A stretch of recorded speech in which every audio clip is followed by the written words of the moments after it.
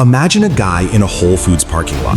He's driving a dented 2014 Toyota Camry, wearing a faded gray t-shirt from Target, and his sneakers look like they barely survived a war. He walks inside, grabs a reusable canvas bag, and quietly pays for his groceries with a basic debit card. You'd assume he's scraping by, but his checking account holds more money than your entire family tree has ever touched. He's quietly worth $8 million. Now, contrast him with a 26-year-old earning a modest entry-level salary, driving a luxury sedan, spending weekends at expensive bars, and posting treat-yourself stories on Instagram to show off a lifestyle he can't actually afford. He's drowning in high-interest credit card debt, living paycheck to paycheck, yet his digital facade screams success. Meanwhile, the quiet millionaire next door is busy compounding his net worth in silence. This contrast is one of the most fascinating traps in modern America. We live in a culture obsessed with looking rich, yet the people who are actually building generational wealth are doing the exact opposite. Today, we're breaking down the 5 silent, under-the-radar habits of the self-made wealthy. Habits that make them look cheap to society, but are actually the secret engine driving their total financial freedom. Let's start with strategic cheapness. In America, we are bombarded with marketing telling us success is measured by what we show. We're told we need the latest smartphone, a brand new SUV, and designer clothes to prove our success.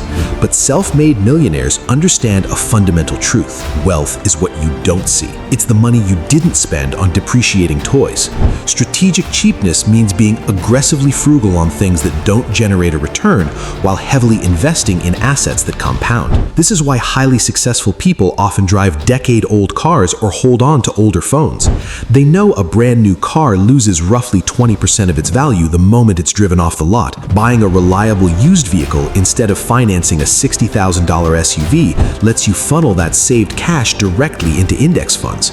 They view every dollar spent on an asset that depreciates as an opportunity cost, a lost employee that could be working for them 24/7 in the market. Over decades, that single choice compounds into hundreds of thousands of dollars.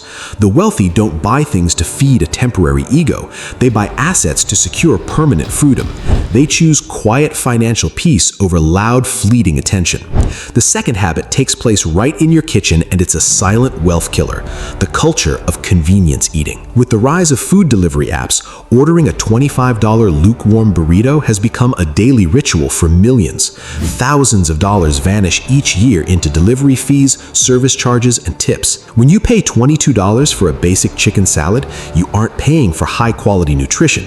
You are paying a massive laziness tax. The wealthy, however, treat their diet as both a physical and a financial input.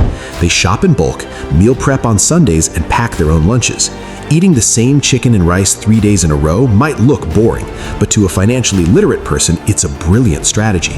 It takes virtually the same effort to cook 5 servings of a meal as it does to cook 1. By cutting out the convenience tax and cooking at home, you instantly reclaim hundreds of dollars a month. It's about refusing to be an easy target for tech platforms designed to keep you broke. Next is the habit that your social circle will probably judge you for the most: saying no to plans like it's a sport. In our 20s and 30s, social lives act like the most expensive, unvetted subscription services we sign up for. Weekend trips, bottomless brunch, or just one drink that ends with a $150 tab. These slowly bleed savings dry. The wealthy understand that FOMO, the fear of missing out, is a literal tax on your future. Agreeing to expensive events you don't care about is just paying a fee to keep up appearances. Financially free individuals have the confidence to decline invitations that don't align with their goals. Staying in to work on a side project isn't isolating. It's refusing to compromise financial peace for temporary social validation. They are perfectly content with being temporarily misunderstood by peers who are busy financing a lifestyle they cannot sustain. They trade short-term social status for long-term sovereignty. They know a $500 weekend trip doesn't just cost $500 today. It costs the thousands of dollars that money would have grown into over the next 20 years. The fourth habit completely flips the consumer mindset: a genuine obsession with used goods. We're conditioned to believe that new is always superior. We want the pristine box, the plastic peel, and the fresh factory smell. But smart wealth builders see new as nothing more than a marketing tax. They buy used cars, source furniture from online marketplaces, shop at estate sales, and look for refurbished electronics. Why? Because utility doesn't care about a label. A high-quality dining table from an estate sale functions exactly like a $4,000 table from a showroom. A 2-year-old couch bought from someone moving is just as comfortable as a brand new one, and no guest will ever inspect the manufacturing tag. Middle-class consumers often sink into debt trying to buy brand new everything to match an aesthetic. Meanwhile, the wealthy are patiently searching for deals, letting others take the massive initial depreciation hit.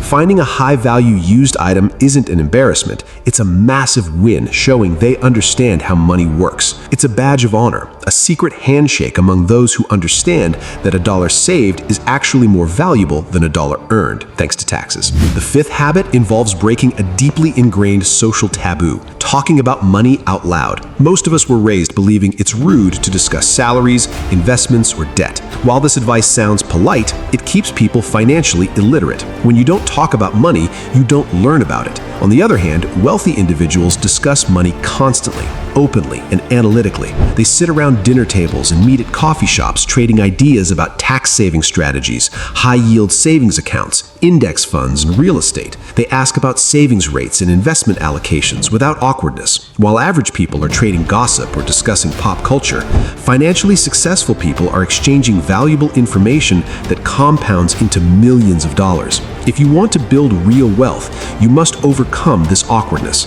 Find mentors, ask questions, and don't be afraid to look uneducated.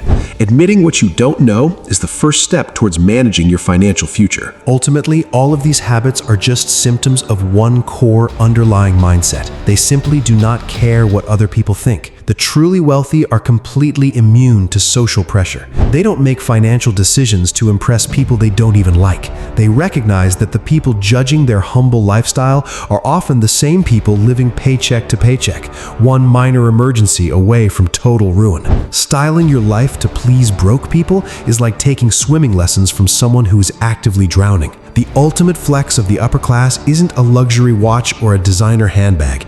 It is the absolute freedom of not caring about keeping up with the Joneses. It is the peace of mind that comes from knowing you own your time, your assets, and your future. Performing wealth is an exhausting, full-time job that pays terribly. True wealth is silent, stress-free, and incredibly liberating. Building real wealth doesn't require a miracle. It requires a series of small, disciplined choices. My challenge for you is simple. Pick just one of the 5 habits we discussed today. Don't try to change your life overnight. Just commit to one, whether it's packing your lunch for the next month, buying your next piece of furniture used, or initiating an honest money conversation with a savvy friend. Try it for 30 days. You will be amazed at how quickly your relationship with money shifts and how the math starts to bend in your favor. If you want to make sure you don't miss our next deep dive into the hidden rules of wealth, click that subscribe button right now. Let me know in the comments which habit you're committing to first. Stop performing wealth and start building it. See you in the next one.